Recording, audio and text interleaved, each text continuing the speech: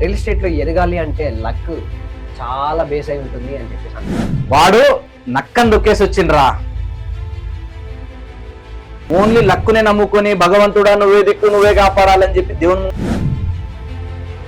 Real estate లో ఎదగాలి అంటే లక్ చాలా బేస్ అయి ఉంటుంది అని అది మనం తెలుసుకున్నప్పుడు ఏమవుతుంది, ఒక స్టేజ్ వచ్చిన తర్వాత మనం పని చేయకపోయినా కూడా మనకి రెగ్యులర్ ఇన్కమ్ వస్తుంటుంది. ఊపర్ షేర్వాణి అందరు పరేషాన్. హార్డ్ వర్కింగ్ నమ్ముతూనే 50 లక్షలు, కోటి రూపాయలు, 2 కోట్లు, 3 కోట్లు. నేను మునిగిందే గంగా, నాకు నచ్చిందే రంభా అంటారు.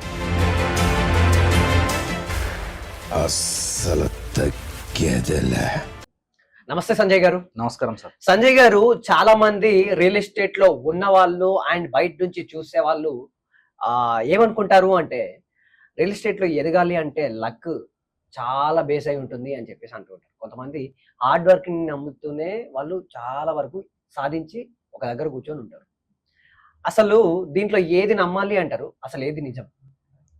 రియల్ ఎస్టేట్ లో చాలా మంది ఏమనుకుంటారు అంటే వాడు బాగా సంపాదిస్తున్నాడు రా, వానికేం రా భయ్, మస్తు లక్ ఉంది, వాడు నక్కని దొక్కేసి వచ్చిండ్రా, నక్కని సంకల పెట్టుకొని వచ్చిండ్రా, పిల్లిని సంకల పెట్టుకొని వచ్చిండ్రా, వానికి అదృష్టమే అదృష్టం రా.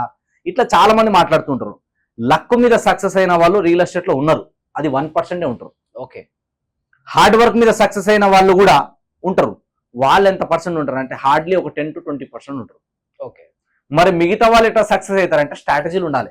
ఓన్లీ లక్కునే నమ్ముకొని భగవంతుడా నువ్వే దిక్కు నువ్వే కాపాడాలని చెప్పి దేవుని ముంగట మొక్కినంత మాత్రాన సేల్స్ కావు, సక్సెస్ కాదు. సో ఎప్పుడైనా సరే కానీ మనం ఒక సక్సెస్ అవ్వాలంటే, ఒక ఫీల్డ్ లో మనం గ్రోత్ అవ్వాలంటే ఆ నాలెడ్జ్, ఆ స్ట్రాటజీలు అనేది తెలుసుకోవాలి. అది లేకుండా మనం ఏం పని చేయకుండా ఇంట్లో కూర్చుంటే నేను అన్ని జరగాలంటే జరగవు. సో ఎప్పుడైనా కానీ భగవద్గీతలో శ్రీకృష్ణుడు ఏం చెప్పిండు, కర్మ చేయడం నీ ముందు ధర్మం, అది నువ్వు చేసిన తర్వాత ఫలితం అనేది ఆటోమేటిక్ వస్తుంది. నేను పని చేయను కూర్చుంటా కానీ పైసలు రావాలంటే కుదరదు. సో అట్లా రావాలంటే కూడా దానికి కొన్ని స్ట్రాటజీస్ ఉంటాయి. మళ్ళీ ఇనిషియల్ లెవెల్లో మనం ఒక జీరోగా ఉన్నప్పటి నుంచే అట్లా రావాలనుకోవడం మూర్ఖత్వం. అది ఒక స్టేజ్కి వెళ్ళిన తర్వాత కొన్ని సిస్టమ్లు క్రియేట్ చేసి కొన్ని స్ట్రాటజీలు మెయింటైన్ చేసి సో మనం ఎట్లా వర్క్ చేయాలన్నది దాంట్లో ఒక సపరేట్ ఉంటుంది అనమాట. అది మనం తెలుసుకున్నప్పుడు ఏమవుతుంది, ఒక స్టేజ్ వచ్చిన తర్వాత మనం పని చేయకపోయినా కూడా మనకి రెగ్యులర్ ఇన్కమ్ వస్తుంటుంది. సో అంతవరకు మాత్రం మనం కష్టపడాలి. సో కష్టపడాలంటే ఏంటంటే వాళ్ళు చేసే స్ట్రగుల్ ఎలా ఉంటాయో మనం తెలుసుకోవాలి. రియల్ ఎస్టేట్ లో అందరికి ఏం కనిపిస్తుంది అంటే అవుట్కమే కనిపిస్తుంది. ఊపర్ షేర్వాణి అందరు పరేషాన్, అందరు పైన కనిపించే చూస్తారు. ఏ అమ్మ గోల్డ్ వేసుకొని తిరుగుతున్నాడు, మెడల 4 ఉంగరాలు వేసుకొని తిరుగుతున్నారు, ఇవే చూస్తారు. వాడు ఏ కార్ల కింద తిరుగుతున్నాడు, ఎట్లా ఉంగరాలు వేసుకున్నాడు, ఎట్లా బట్టలు వేసుకున్నాడు, ఇవి మాత్రమే చూస్తారు. కానీ దాని వెనకాల ఉన్న స్ట్రగుల్ ఎవరు చూడరు. ఈఎంఐ కట్టుకోవడానికి కూడా చాలా మంది ఇబ్బందులు పడతారు. ఎట్లా ఇబ్బందులు పడతారు అన్నది వాళ్ళకే తెలవాలి. ఎందుకంటే ఒక మంత్ బాగా సేల్ అవుతుంది, ఒక మంత్ కాదు. అయినప్పుడు కానప్పుడు ఒకేలా మెయింటైన్ చేయాలి. కొందరు ఉంటారు డబ్బు లేక లేక ఎప్పుడు ఒక 50,000 నెల ఇన్కమ్, 1,00,000 రూపాయలు చూసిన వాళ్ళు సడన్ గా రియల్ ఎస్టేట్ లో ఒక్కొక్కసారి మీరు అన్నట్టుగా లక్కులు వస్తాయి, 10 లక్షలు 20 లక్షలు వస్తాయి. నా కెరియర్ లో నేను అలాంటి వేల మందిని చూసిన. వచ్చిన 1 మంత్ కి 2 మంత్స్ కే 50 లక్షలు, కోటి రూపాయలు, 2 కోట్లు, 3 కోట్లు, 10 కోట్లు సంపాదించిన వాళ్ళని కూడా రియల్ ఎస్టేట్ లో నేను చూసిన. లక్ అది ఏం తెలియదు రియల్ ఎస్టేట్ లో, వాళ్ళకి గజము ఫీట్ కూడా తెలియదు. అలాంటి వాళ్ళు కూడా వచ్చి 1-2 మంత్స్ లోనే 10 కోట్లు సంపాదించిన వాళ్ళు కూడా నాకు తెలుసు. ఓకే. అది లక్. అండ్ అది అందరికి అవుతుంది అంటే కాదు. అండ్ కొందరికి ఏంటంటే ఇది లక్ అనిపిస్తుంది కదా, అది అందరికి అన్నిసార్లు అది లక్ అని కూడా అనలేము మనం.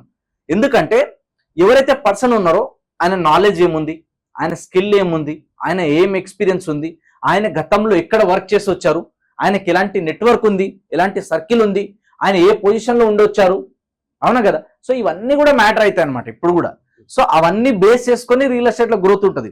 అండ్ మనం ఎప్పుడు వచ్చినా కూడా కొత్తగా వచ్చినప్పుడు 3 to 6 months, 1 year ఒక్కొక్కసారి బిజినెస్ కాదు, అప్పుడు ఇప్పుడు అమాసపునానికి ఒక ప్రాపర్టీ సేల్ అవుతుంది, అప్పుడు ఇప్పుడు ఇంత కొంత ఇన్కమ్ వస్తుంది.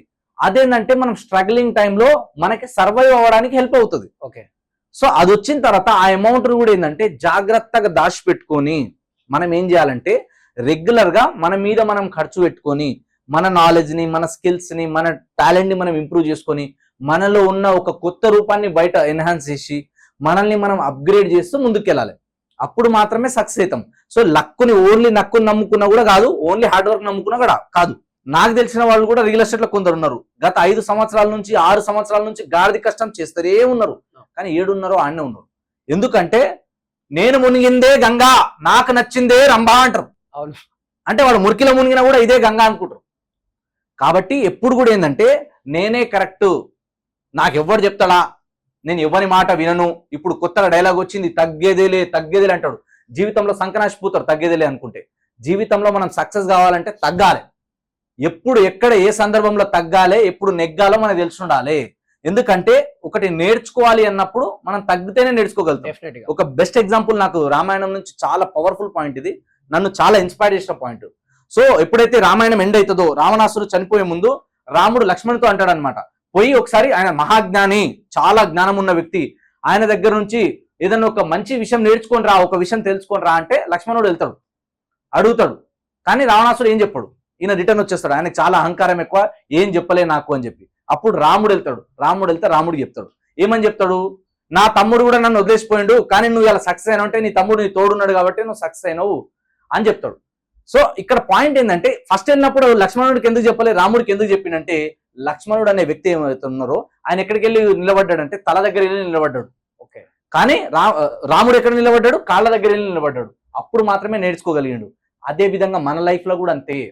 మనము మనకన్నా బెటర్ పర్సన్, మనకన్నా నాలెడ్జ్ లో ఎక్కువ ఉన్న పర్సన్, మనకన్నా 4 విషయాలు తెలిసిన పర్సన్ దగ్గర పోయినప్పుడు మనం తగ్గాలి. తగ్గితేనే నేర్చుకుంటాము. నాకంతా తెలుసు, నువ్వేంద్రబాయి నాకు చెప్పేది, నువ్వు చెప్తే నేను వినాలా అనే యాటిట్యూడ్ లో ఉన్నామనుకో ఏముడు. అండ్ ఎప్పుడైనా కానీ గుర్తుపెట్టుకోండి, ఫలాలు ఇచ్చే చెట్టు ఎప్పుడు కన్నా పొగురుంటుందా? లేదు. నీళ్ళిచ్చే నదుకి సముద్రానికి ఎప్పుడన్నా పొగురుంటుందా? కానీ మొగైన మనిషికి మాత్రం పొగరుంటది.